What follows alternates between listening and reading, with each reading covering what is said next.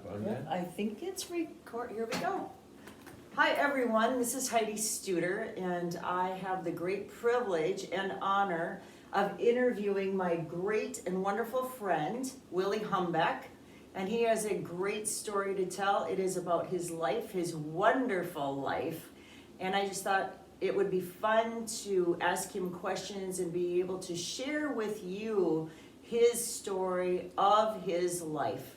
So Willi Humbeck, here we are. Hello out there. That's me, Willi Humbeck. Okay. So tell us, start from the Start beginning. with okay. Start from the beginning. Well, Here we are. I was born 1933, December 16th. And when I came to this wonderful world, well, actually I didn't know it was so wonderful then. Didn't know much at all.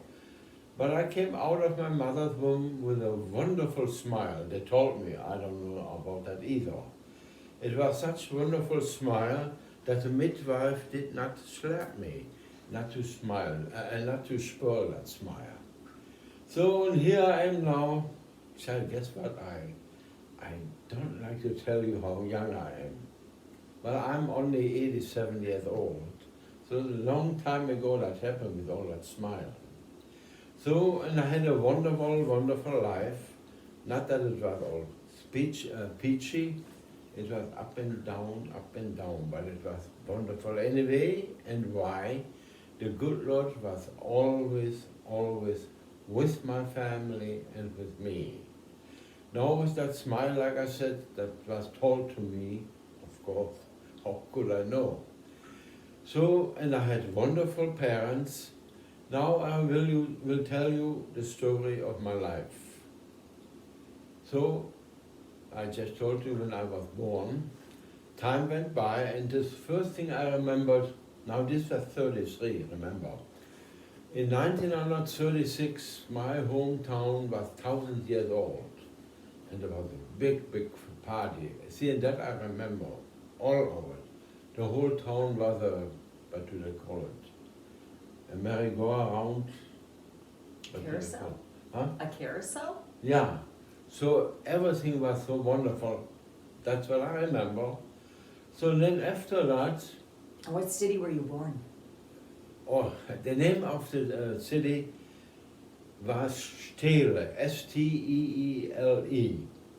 And what It's country? it's an English word for steel, so I don't know what, maybe it had to do something with all the industries in that area. There were a lot of coal mines, steel factories, glasery, and what all. So who knows? I never got into that, I should have. But I don't know why, how we got the name Steel. So then time went by, and about, this was now 1937, July, I was 3 years and but 7 months old, and I got hit. I catched all child diseases known at that time. 4 of them were contagious, and the other one was just an infection in my ears. But it was so bad, and I remember when my mother brought me to the local hospital in a stroller. And that I remember, and I don't remember because right away they sent me to the university clinic 4 miles away, Essen, the town Essen. That's why our town actually is called Essen-Steele. So I was born, and that I don't remember how I got there to the university clinic. And all I can say about that, I was in isolation 5 months, from July to November, and I made it. And why? Because again, that by the way was really the first miracle for my parents. I didn't know anything about miracles that age. So I remember one thing, I remember darkness, just darkness. And then I remember out of the darkness came a face, so beautiful, but I cannot tell if it was a male face or woman, it was a beautiful face. And I never forget that. I'm 87 years old now and still remember that all.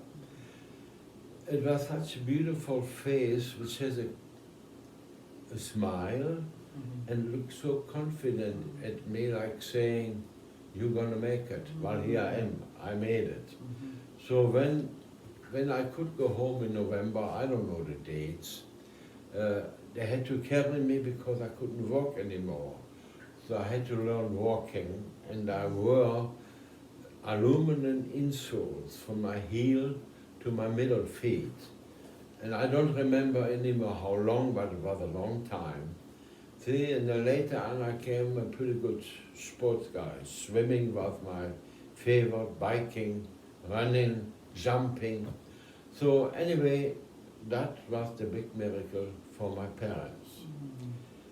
So time went on then, and there was really nothing, made me think a little bit, nothing exciting. Oh yes, then 1938, so I was then already in December, my birthday, in 37 December, so I was 4 years old. And I remember in 38 the Nazis started getting rid of the Jewish people. They burned their houses, their businesses, their synagogue, their churches there is. And I remember that very good. My sister, which is 5 years older than I am, had my hand, and we walked through the town, all burning in the smell, and people screaming and crying. So, and then they picked many Jewish people up already and put them in camps, concentration camps. They called them at that time working camps. Like a sign was there, Arbeit macht frei, that means in English, work sets you free. So anyway, and we used to live with Jewish people. We were friends with many Jewish people. We actually lived in a Jewish complex where most people were Jewish people. And so the people, the owner of the house, we lived in the apartment building, were good friends of ours. Siegfried Isaac and Louise Isaac. And then they had a daughter, Ruth Isaac. And well, we were very close friends. 2 birthdays we came together. Anyway, but they didn't do anything to our building, which was his building. And we couldn't, we thought, man. And then my dad said to Siegfried, to the Jewish guy, we knew that relatives in the United States. He said, Siegfried, why don't you live right away as quick as you can to the United States? And he says, no, they don't do anything to me. I'm a German Jews.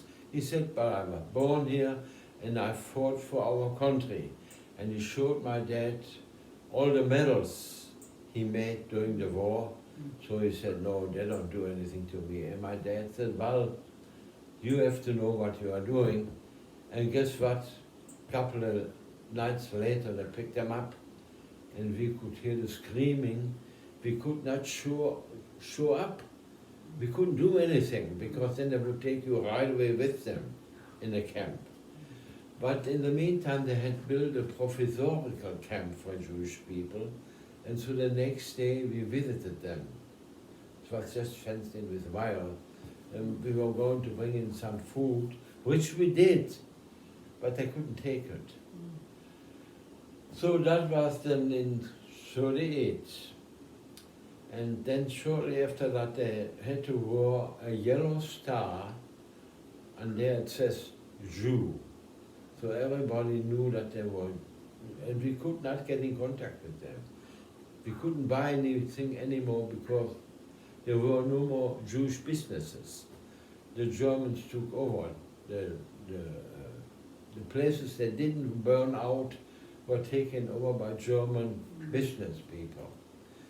So, and then we never, we just didn't, and then one morning we came to visiting them again, and the whole camp was empty.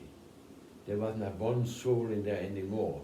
The fences still were there, but all the Jewish people were gone, and of course we had no idea where. So while we go after that back, when their relatives came after the war to interview us, But let's talk now about another thing. So the Jews were camped in, picked up and came into concentration camps, which we didn't know either, that they called them concentration camps. And we didn't know really what was going under. There was no news or newspaper. It was all, what would you call it? Chat, you know, they just couldn't write what they wanted to write. So there were newspaper, but they couldn't write what they wanted to write. So time went on, and that was now in November 38. They called it the Crystal Night. So right at the beginning of September 39, no, that was now 38, let's see. Yeah, November, that was November 38. In January 39, the war started with the Polish and French and what all.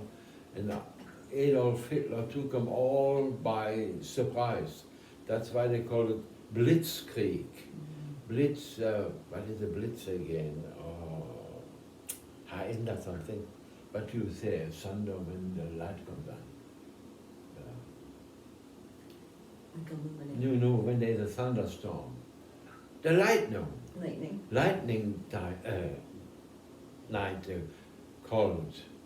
So anyway, that is what Blitzkrieg means. Like a lightning, they broke into those countries and took them by surprise. And so the war went on, and then my dad enlisted, but he was a very, very highly intelligent, smart man. He did that on purpose, because he went through the First World War as a child. And that was very, very bad. When that war ended, Germany lost, of course.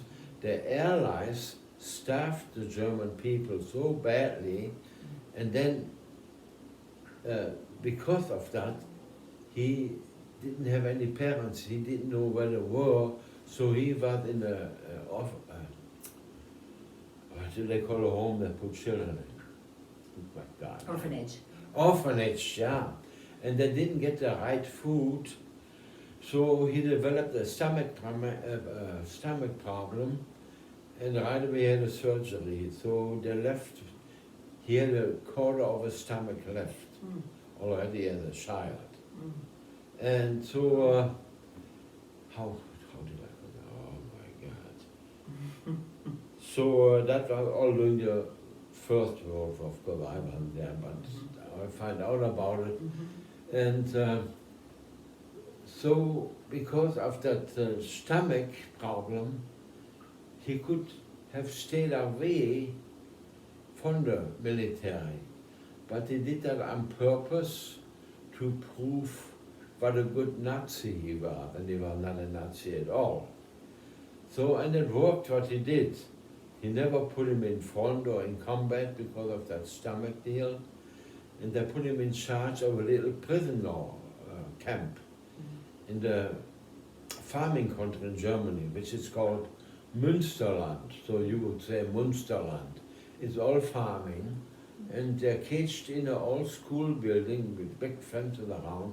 And there were about, I would say, 40, 50 prisoners, different nationalities, Polish, French, whatever came in as prisoners. And he supplied the German farmers with the prisoners. And so they all liked him, the farmers liked him, the prisoners liked him. He was a very, very shrewd, good man. And so that was now 39 right away, and he managed to get out in 41 because of the stomach problem. And so then he was with us and took care of him. Then the war really started getting bad in at the beginning of 42. The Germans bombed London one night.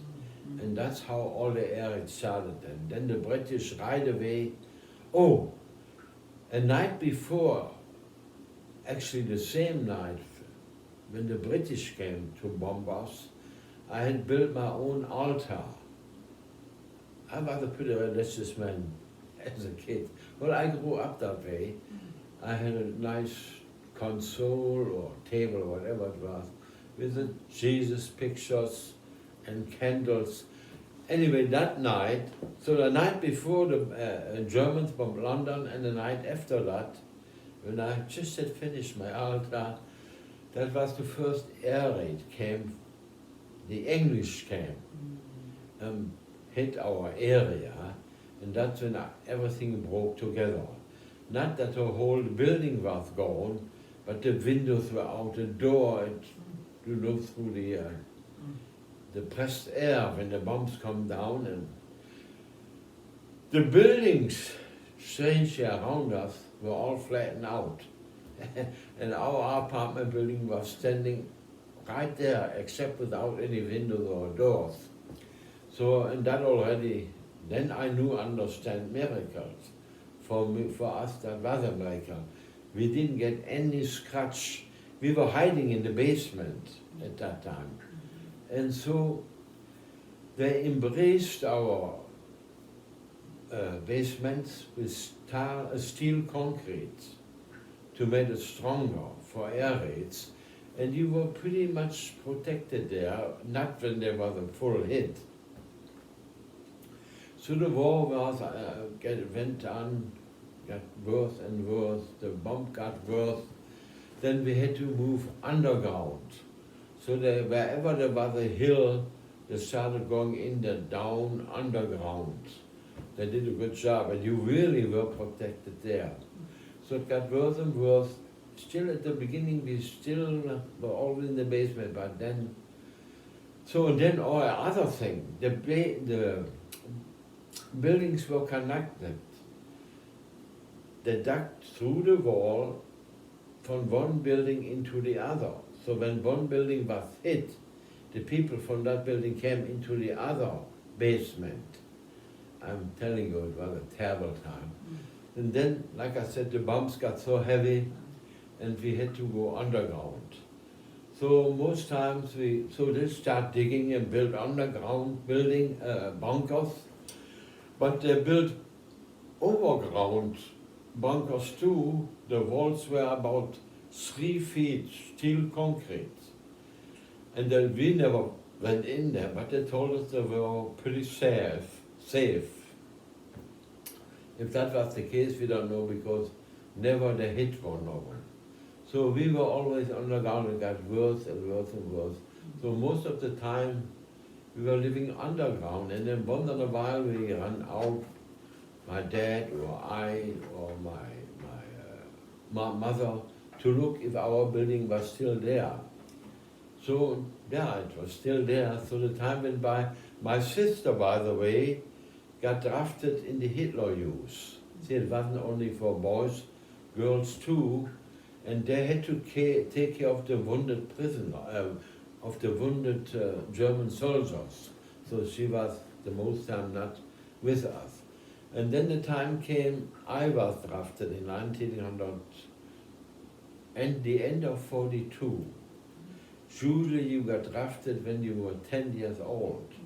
But I still was 9 years old because of my December birthday. Yeah, whatever. So then I got drafted into the Hitler Youth, and I suppose all of you, and if you didn't, that was the youth movement. We were the future of Germany, and that way they raised us. So combat-like, and it was a terrible time. Like we had combat games.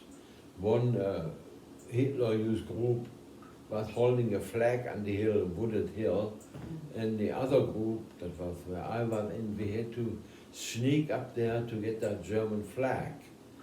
So, and well, then we got often in contact, and you came home with blue eyes or bloody nose, sometimes even broken now.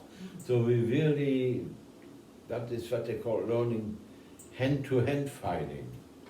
And then we learned shooting too, but of course we didn't shoot at each other. We had target shooting. So we learned already a lot about combat. Now let's go on. Oh, then it got So the war getting closer, and we knew it ended, and we knew we couldn't win anymore. We were holding two fronts, the East, the Russians, and the West, the English and the Americans. And the air raids got so bad. So my dad managed, he knew somebody at the railroad. So the middle of October, I don't know exactly the date, it was about the 17th or in the middle of October, we left by night, only with our with the little things, mainly important papers. We waited for that. See, and everything was in the dark because of the air raids. And when the air raids came, it was usually the British, and the Americans came during the day. The British lighted up the skies with fireworks so they could see the targets which they were bombing. And then they poured down gasoline. No, there was another name for, I forgot the name. It was burnable like gasoline. They put that down all over, and then they dropped Brand bombs, little bombs which exploded right when everything was burning. So anyway, it got so bad, and so my dad decided how he did that. I don't know, of course. Only thing I can say there, he knew the farmers. So we were standing at where the train would come by, an area where it would go very slow, a freight train. So the freight train came, and we pushed my mother on the steps, and then my dad pushed me on, and then he jumped on there. And up we went into the Sauerland, which is a mountainous area. If you would do today with a car, you would be there in an hour and a half. But those days were not that fast. So we actually arrived next morning around 8 o'clock, and the farmer was waiting for us already. So a farmhouse those days was one long, big complex.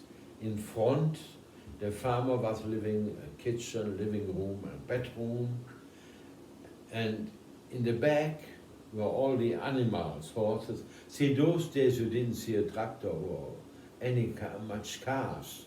You have to think of it, it was just the early 40s. So there were all the animals, and the farmer had everything.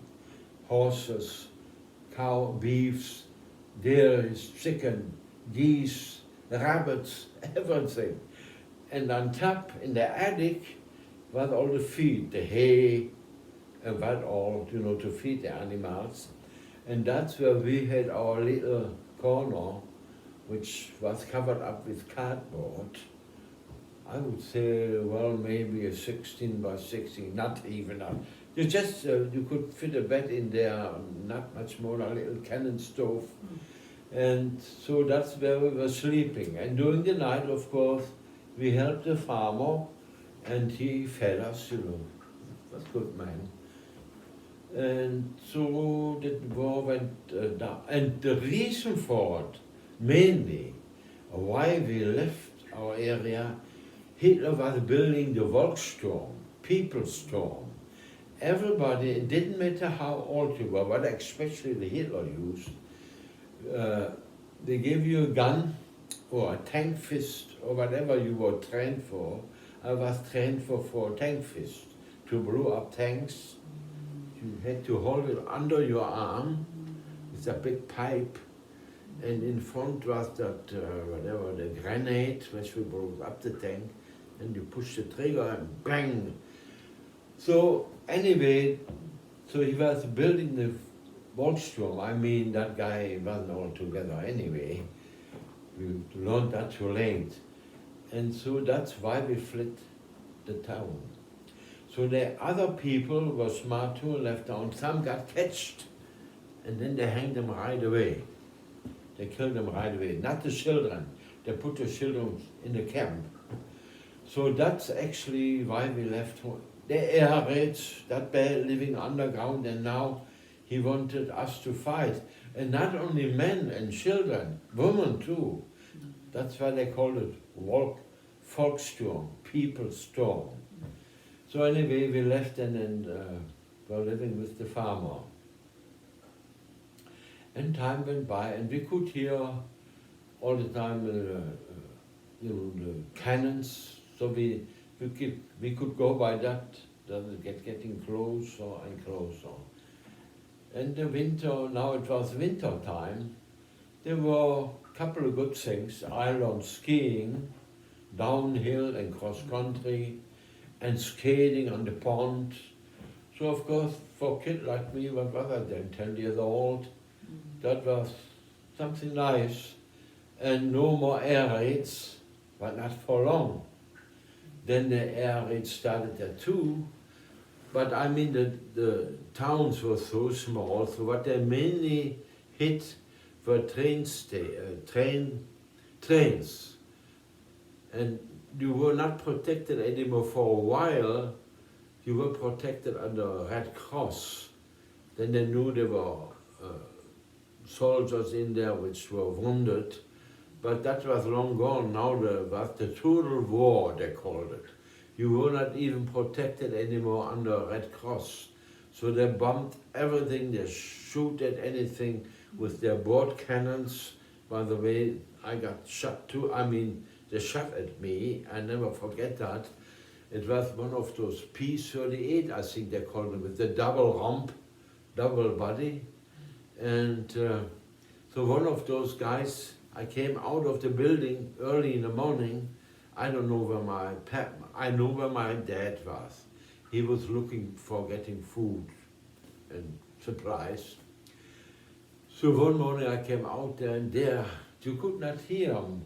But when they went up again, you could hear blop, blop, blop, blop. One came, and I turned around. He was so low that I could see the face of the pilot. And he had, honestly, a grin on his face. So even later on, when I thought it over, he could have killed me, but he didn't kill me. He just scared you know what out of me. So and we had ditches there, so I jumped right away in the ditch, of course not knowing that he didn't want to kill me, you know. So the winter, oh yeah, then winter got by, and they got closer and closer, and one morning, it was already early April now, and it was so close, and the air attacks were getting more too, but like that they shot at cows, and then you couldn't even let the animals out. They shoot at the houses, but they didn't let the bomb fall on the houses. They had 2 bombs, left and right. They were mainly for the trains. So they never bombed the farmer, not that I know. So, yeah, and we knew it was getting close, and then one afternoon, a bunch of German soldiers came up, running up that gravel road. See, there were nothing paved those days. And they said, the Americans are coming. Do you have any civil clothes? Well, we didn't have anything anyway, but the farmer gave 2, there were 4 guys, and he had civil for 2, but they took everything, shirts and pants and what all, and then they got lost in the mountains. So you have to picture it, here's the valley and mountains all over. So then we knew that the Americans were nearby, and it wasn't for too long, there we see a big tank coming from up the road. And they were sitting all soldiers on there. Now, because it was so short after the German soldiers came up, we thought maybe they were still Germans. And I know, and we waved, and they left up the guns. And then we saw they were not Germans, they were Americans. So the guys ran in and got bed sheets, white bed sheets, and waved that we surrendered, and yeah. So it was almost the end of the town there anyway where we were living, end of the valley. So they stopped there and jumped off the tanks, and the first Americans talking to us spoke perfect German. He was German descent. Wow. So, and then they told us, you go now, stay in the basement, the Bauer's basement, And they were nice, very nice. No shooting, nothing. So we stayed there a whole night. No. That night the building got hit from a grenade from the Germans. And we were laying on the stored potatoes. So the potatoes were in the basement stored. But it didn't do much. It hit the roof of the building and the end of the building. So anyway, we were in the basement there, nothing happened to us. Then next day, and then it was quiet again. Then the next day we wanted to go out and there were Americans in the room, you know. They said, you, the German guy speaking German, he said, you better stay somewhat longer until we leave. And you can hear us, you can hear the tanks when we are leaving. So when they left, I don't know, it was somewhere during the day, we went out.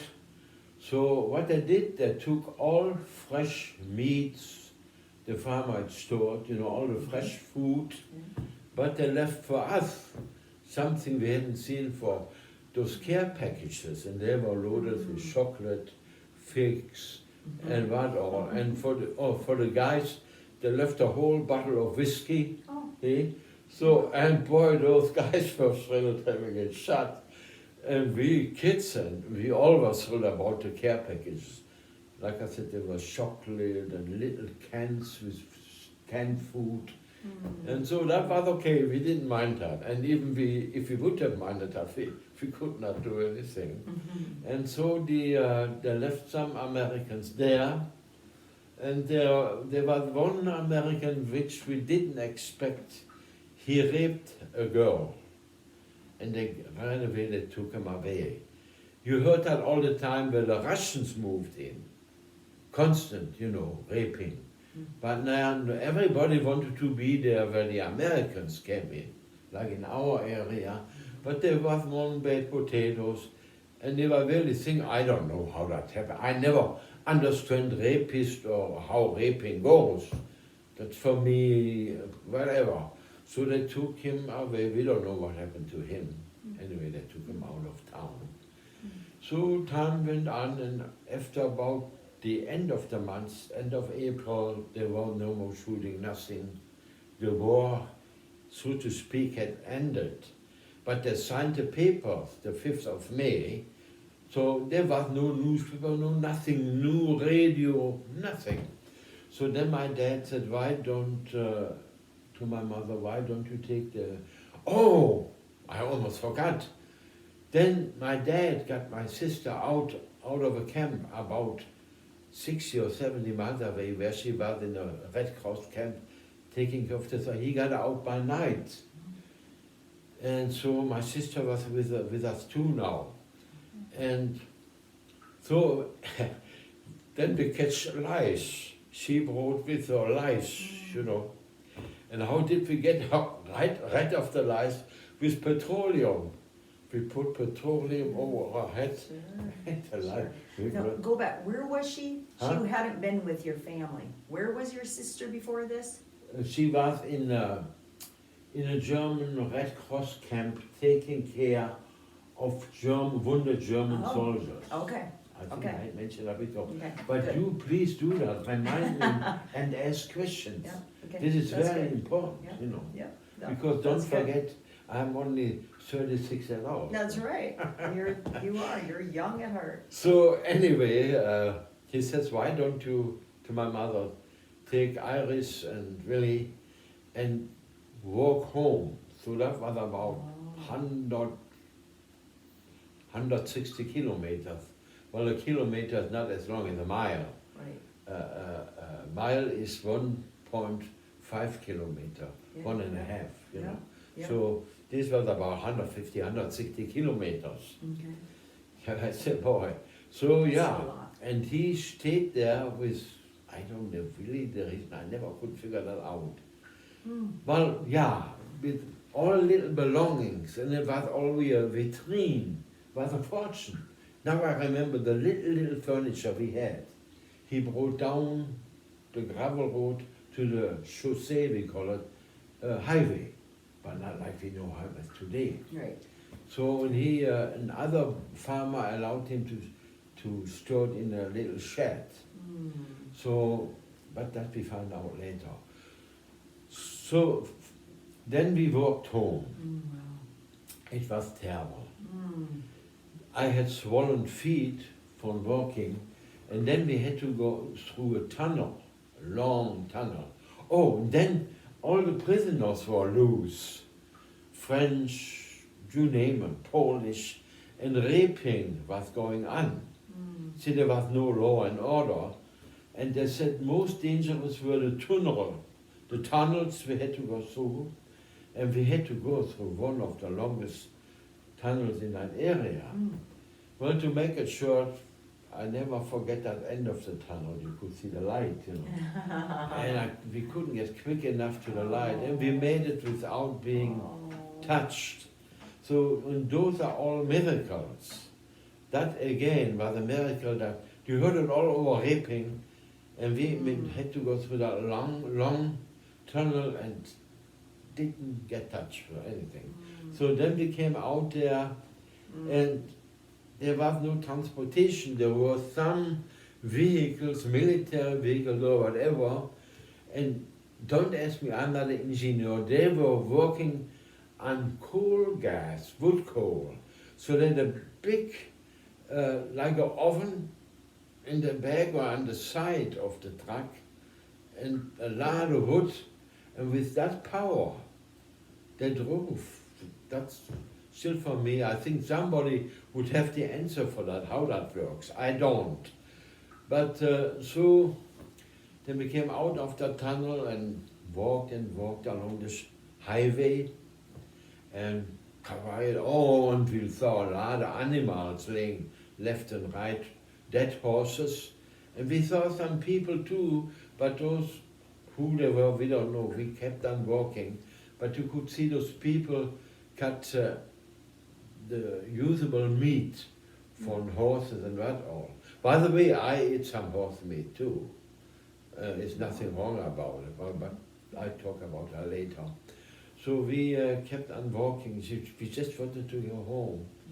And well, I just think later on I thought about my mother, what a strong person she was. Both of my parents, very strong.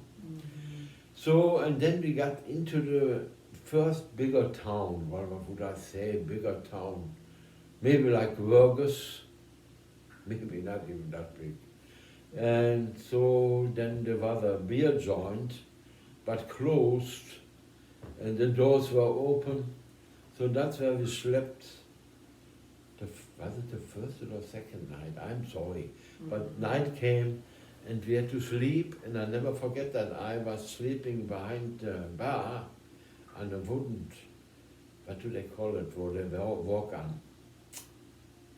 A wooden, they have that usually behind the bar. Anyway, so we slept right on the floor, let's put it that way, as good as we could. And more people came while we were there, trying to get home too. Then the next morning came and everybody started walking food. I don't even know how we made it. I don't even remember about eating. So, and then we were walking again, and there came a little truck, I would say, it was a 1.5 ton truck, which was maybe twice the size of a pickup truck. So and people were already standing in the back, you couldn't sit down, everybody wanted to get in there, and we got lucky that we got under two, so everybody was holding to each other. And that vehicle, then I thought the first time with that wood coal stove driving that truck. So then we came in another town, but it took also long.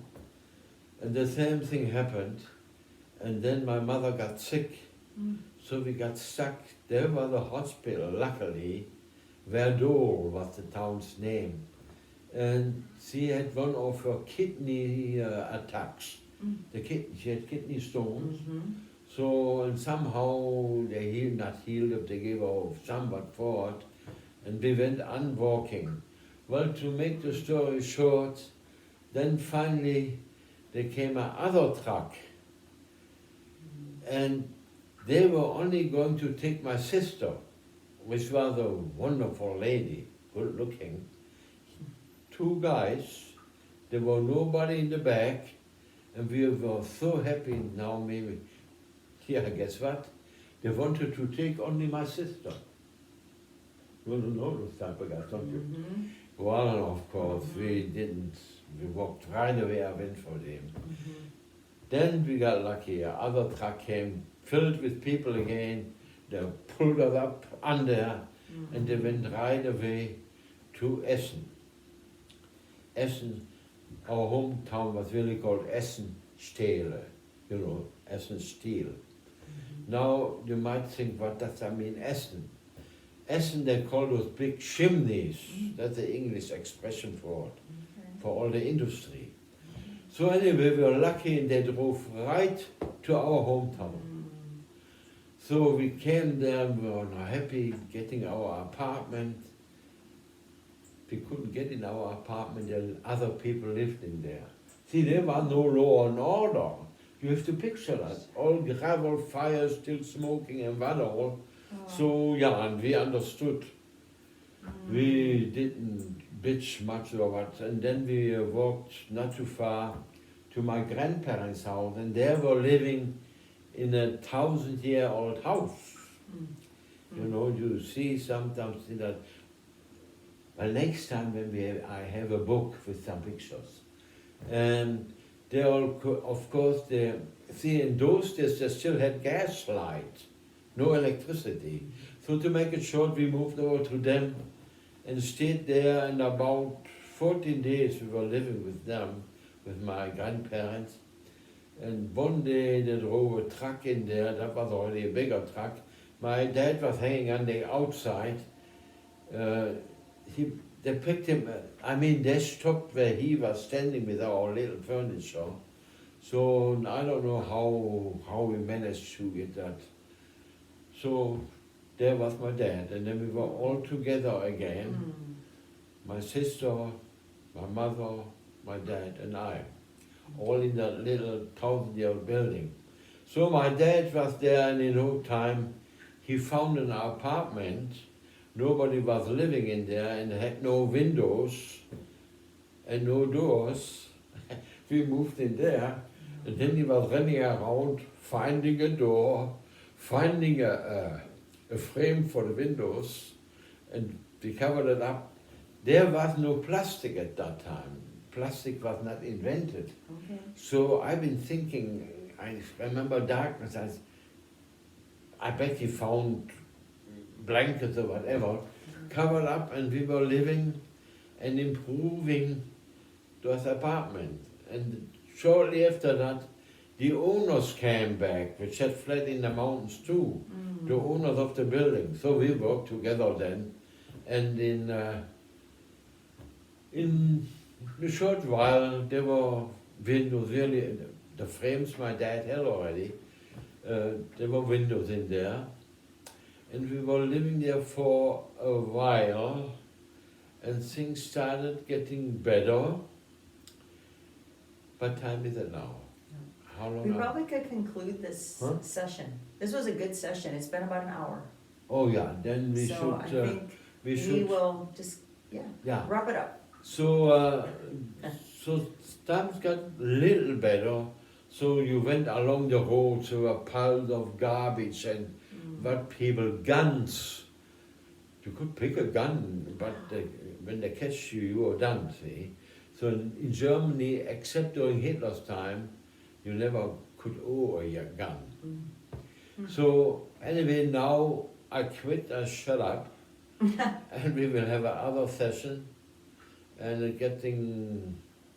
you will see what's going to happen. So help me keeping in mind that we are with the basement, we moved in and fixed it up. Well, thanks for the time listening. It might be not so interesting yet, but it gets worse and better. That's why I call my story The Wonderful Life. And when later on, when I'm done with all of it, you can think about it, what was so wonderful, and then I tell you what was wonderful.